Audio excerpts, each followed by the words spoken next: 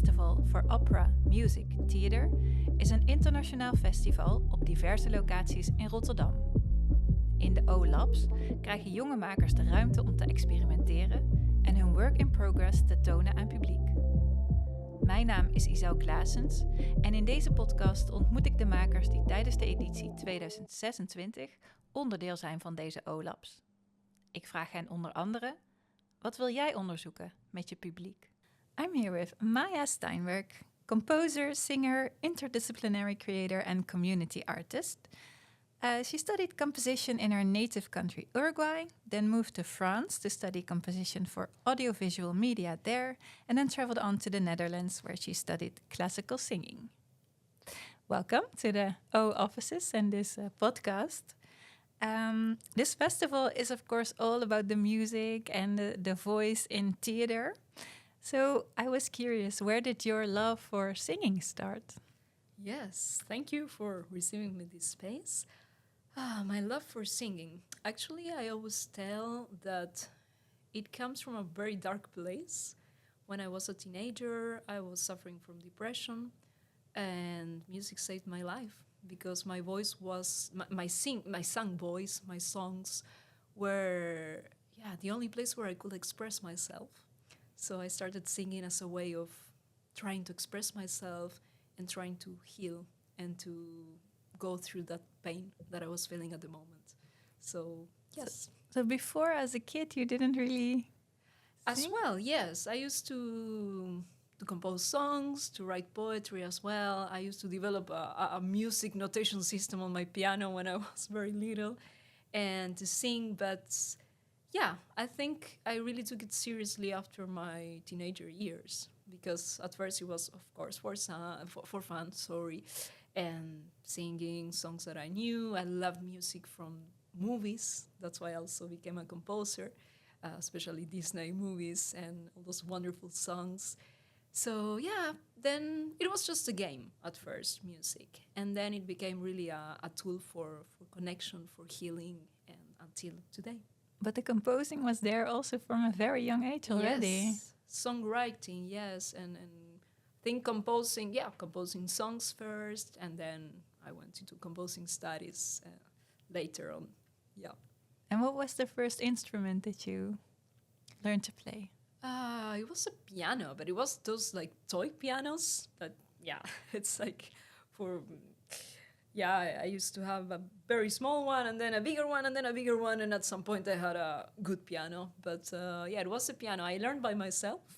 I just put numbers on the keys and then I was notating the numbers for the melodies like I will play by ear. And then I started kind of realizing that if I play two notes at the same time, it will sound nice. So I made a proto chords, let's say like this.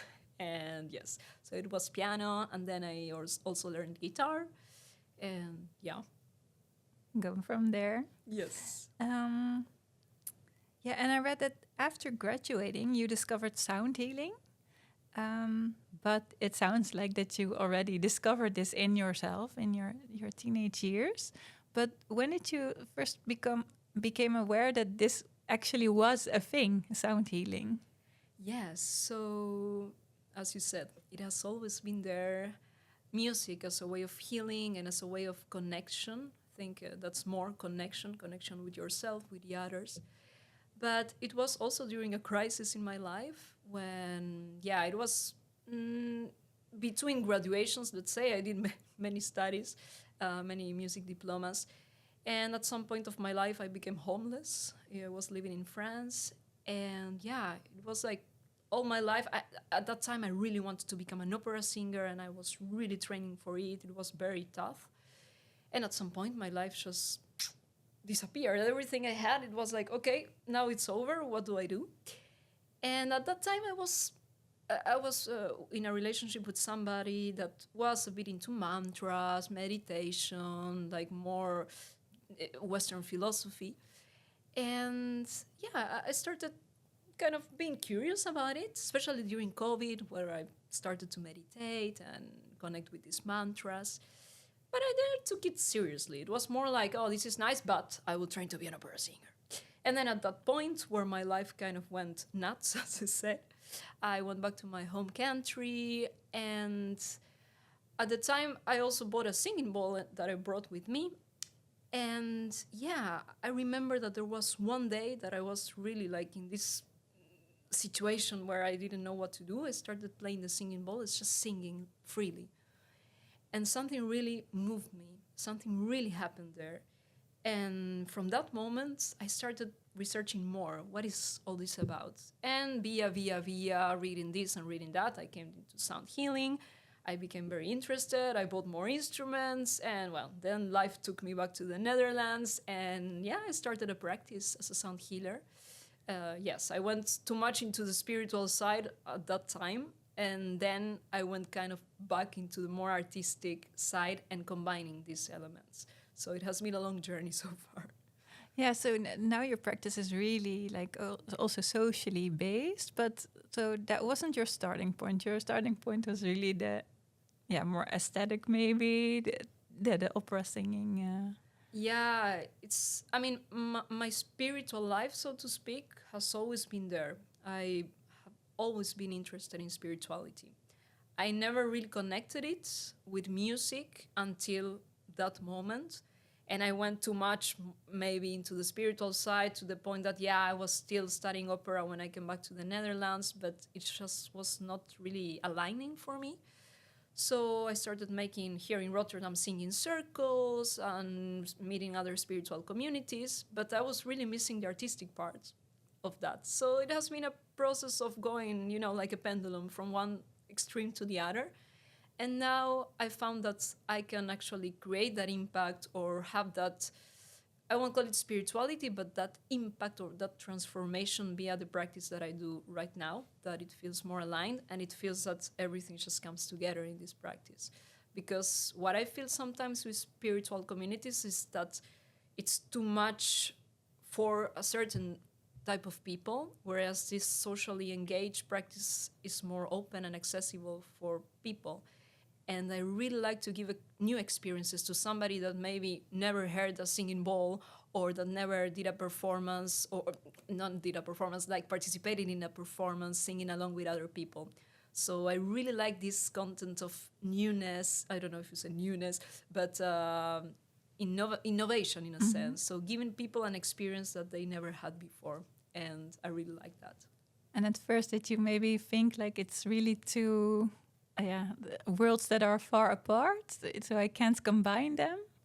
Yeah, and at what point did you think, I can actually? Yeah, so I have a project that it's called A Sonic Oasis, together with a colleague, called David, and he plays the saxophone, and I play the singing bowls, and we both have loop stations, and we create immersive sound experiences. And it's based on sound healing, but it's a bit more composed. So it's really a score that we compose and we craft it using the principles of sound healing, but it's more an artistic experience. But it has a huge effect on people. And that was the project that gave me kind of this feeling of, this is a very interesting direction to go towards. I created also a performance with David, Pachamama, an ode to Mother Earth, with this ensemble. But soon I started to realize that, this ensemble or these experiences were really for people from everyday life. And I love that. Whereas before, when I was only doing sound healing, it was for a specific target audience. They are very used to these experiences. So I felt that I could not really add anything to that. It's like, okay, if I do the sound healing or another person, that's fine. But I wanted to create more impact. So that was the project that gave me really this feeling. And then I just, an important thing that came into my life was a community music training that I never heard about anything related to community music. It was 3 years ago.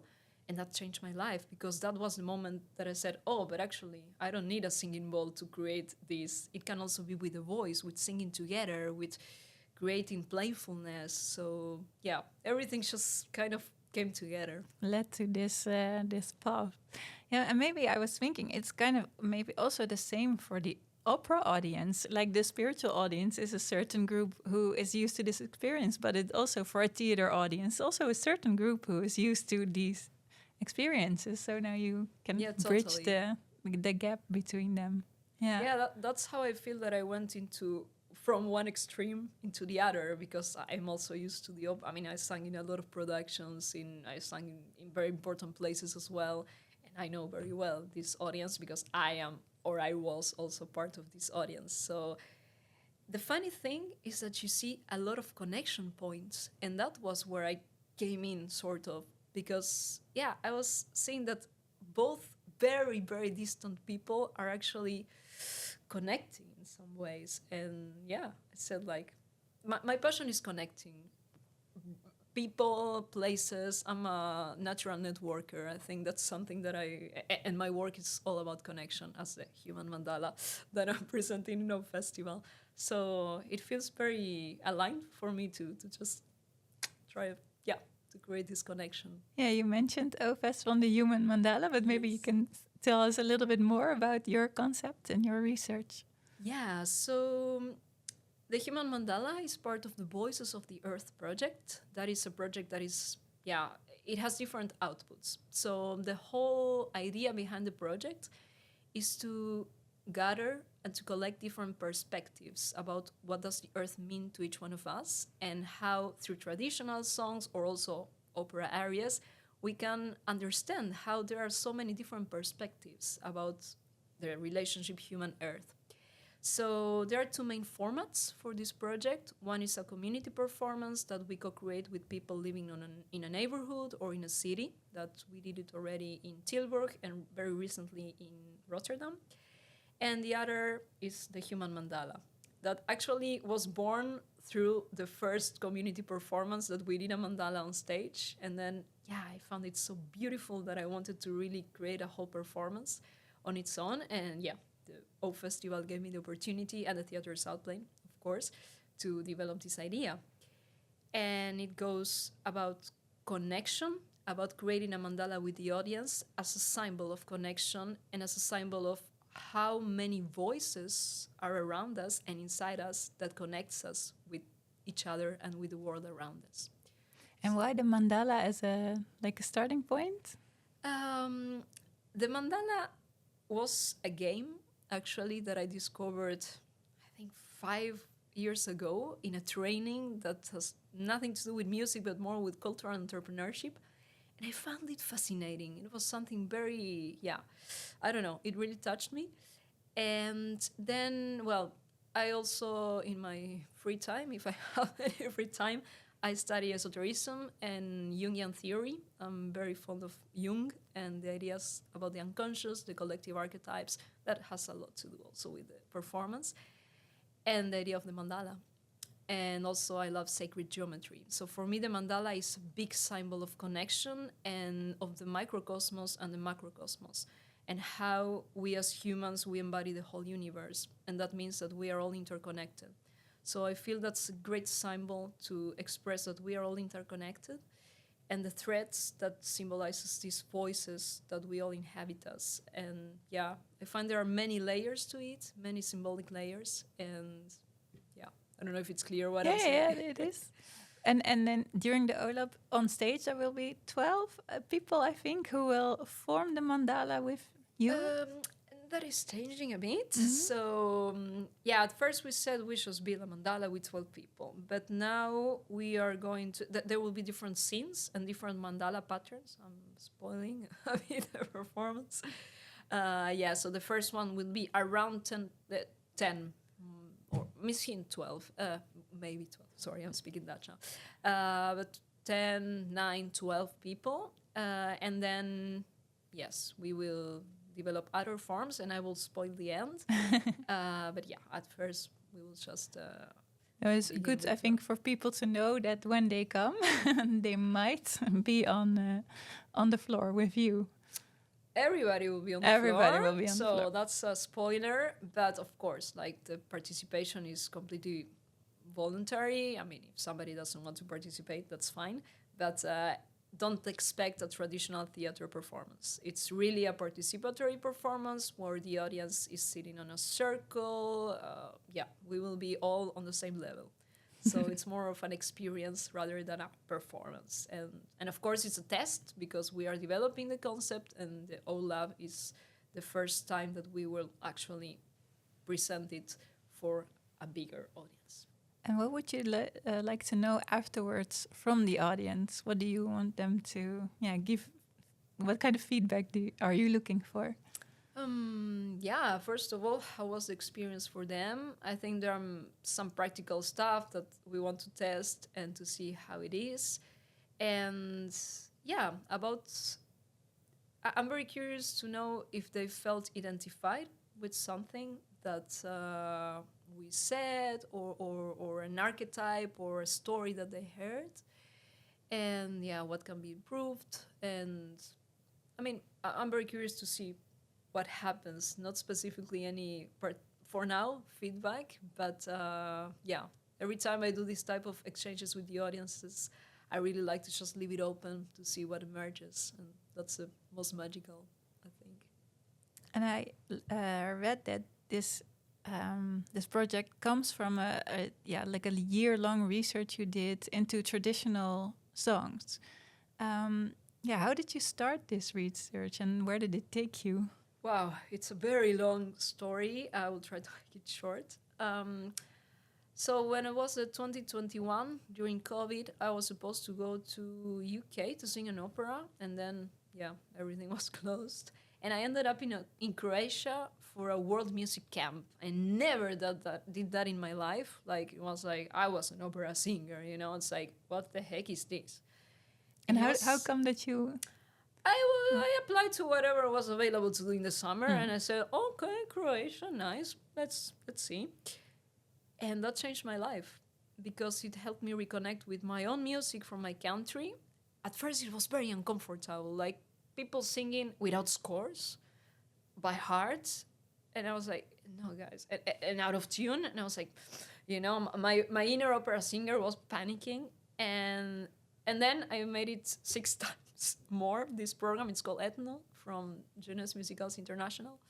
And I went to different countries, and I started feeling that there was something so lively there, because the opera world can be very tough. I was feeling under a lot of pressure. It was very traumatic for me. I have been singing for 16 years now. And this just reconnected me with the joy of making music that I completely lost in conservatory. And I started to be so curious, also with the sound healing at the same time, And I was like, but how this is just happening? How can music connect people in such a beautiful way? So then I started trying to collect songs from different countries, and I traveled. I did some residencies abroad, in Italy, in North Macedonia. Just collecting songs and working with songs. And this actually is leading me today I will start a PhD on this subject on next semester, hopefully. And via, as I said before, so these songs, this understanding how songs can be such a powerful intangible heritage, connects us with our stories, with our past, with our present, with our roots. So this has been a very long process until today. And I think the Voices of the Earth really embodies this research, because in 2023, with some of the songs I learned, I was already kind of, starting to cook this idea of, okay, how can songs reflect on our relationships with the earth? I was very curious also about the topics of the songs, because we know 80-90% of the songs that we hear are about love. And then you have opera, and that's what I was missing in opera. It's like, why is everything so like, I don't connect with what I sing in opera?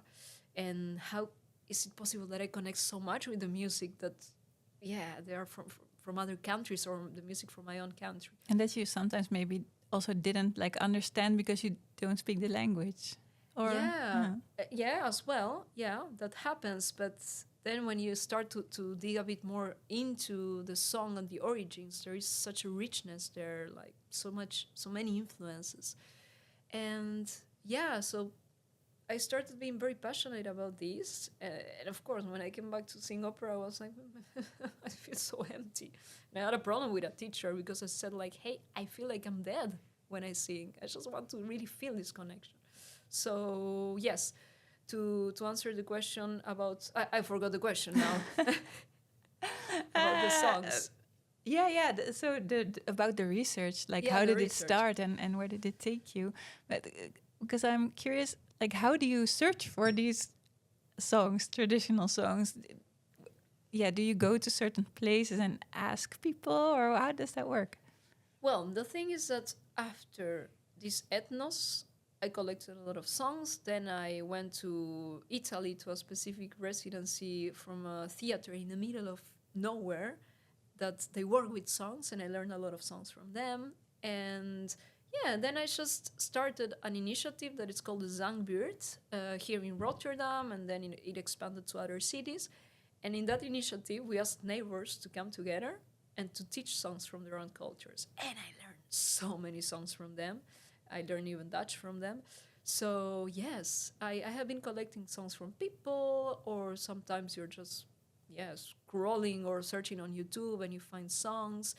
And also connecting with my own roots, because I have different roots, and that helped me a lot also to dig into different repertoires. So I think there are enough songs that surround us, and I think if each one of us, that's also Voices of the Earth, we have so many songs in our in our personal history.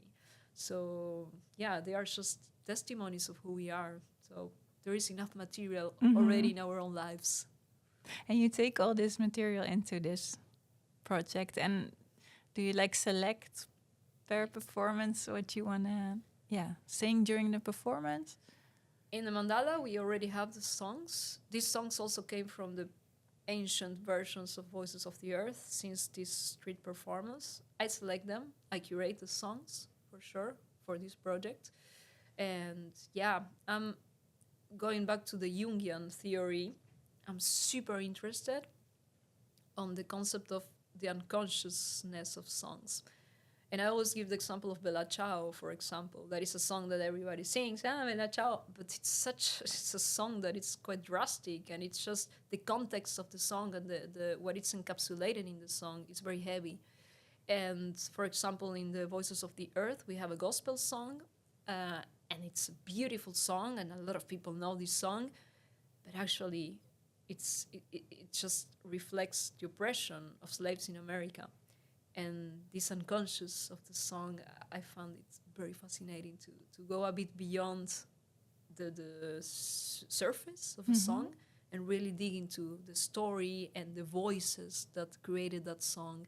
Yeah, I'm also crazy curious about that. Bella Ciao, because I also like know it as a happy song, but it's really not. But even the text is quite drastic. It's like, yeah, if I'm just going to die, you will just put a flower on me and you just, bury me on the mountain. So it's about the soldier and the war. So yeah, it's very interesting, these layers of the songs, the melody, the text, the rhythm, the influence, because sometimes you have songs, like Bella Ciao, that they become popular for whatever reason, and then they're like mainstream songs, and it's like, ooh, wait, but guys, I mean, let's just clean the layers and understand what's behind the song. And yeah, I love that, and I'm a big fan of this research.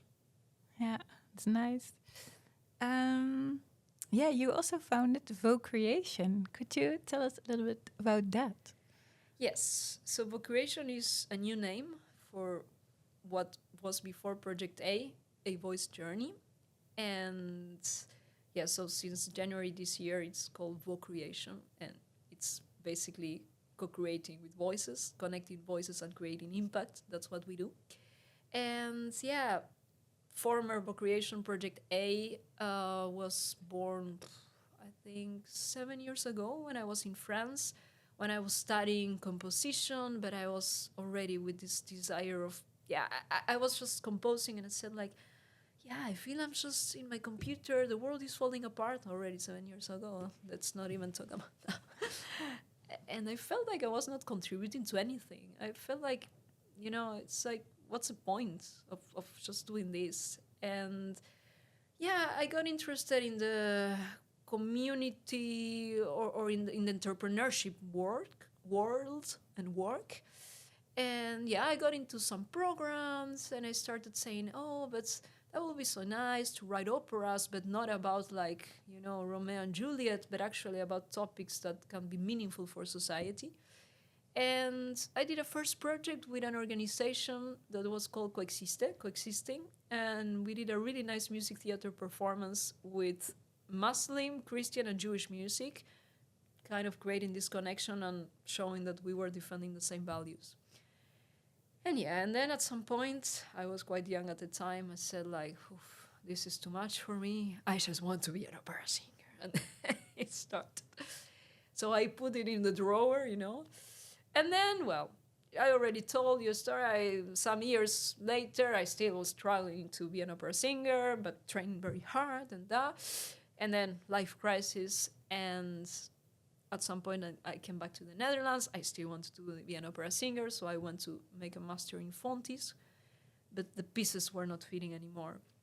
And I was like, Fontis is a good master in the sense that it's very open. So you can do whatever. They give you budget. It's like, make your lessons, take your lessons, and then do whatever. And with these ethno things and some trainings that I, like the one that I had, the spider web, I was like, yeah, I'm yearning for more, And the residencies and the research and everything just coming together. And then I opened my drawer and I said, oh, Project A. Seems like a good thing for now. And yeah, I put a lot of energy in making a coherent, so to speak. It's not a formal organization, but a brand, let's say, a company. And yeah, it evolved over time. First, it was more spiritual, as I said before. Then, yeah, we were doing the workshops and the Zangbird and the immersive sound experiences. And yeah, I got a lot of business coaches, and they helped me a lot develop the whole vision and idea. Until, this year, where I think that it consolidated much more into the new vision. It's still like the old vision, but a bit more focused on community arts and community music. For me, has been a big step to say, okay, now I really want to commit full time to make this type of projects, community art, and everything that is connected to connecting voices and to using vocal art to create social impact. So the dream of being an opera singer is not there anymore, or is it? I would love to sing opera. I had an audition this morning. But I would love to sing in a way that I can inspire people. Not in a way that, okay, I'm singing, I'm being paid, and that's it. Or that I'm just feeding a system that exploits me, or that it's, based on comparison or values that I don't align with. That's why I really love O Festival, because I think their vision is fantastic. I think it really fits also what I'm doing, and it's so inspiring to see in how many ways we can do opera without being a traditional opera that, we all know. But, so yes, I would love to sing opera, but with a more meaningful approach, let's say. So that would be the new dream, too. I think it's a bit what I'm doing, because at the end, I think the word opera is also being redefined. Or maybe we have a misconception, as we have a lot of misconceptions about what opera is and what contemporary music is. Opera is the Italian word for work. And through history, opera just developed into what we call opera. But opera can also be any vocal work. That's why I feel a lot of people would disagree with me. So I think it's nice to just think about what is opera and what does opera mean nowadays. And I think that's what brilliantly O Festival is doing. So, Okay, then the last thing I want to say is that we can visit your OLAB on the 24th of May at the Theater Zuidplein. And you can become a part of the human mandala there. Yes, okay. Please do. Thank you. Thank you. Bedankt voor het luisteren naar deze podcast. We zien je graag terug op O. Van 22 tot en met 31 mei 2026 in Rotterdam. Ga naar o-festival.nl voor meer informatie en tickets.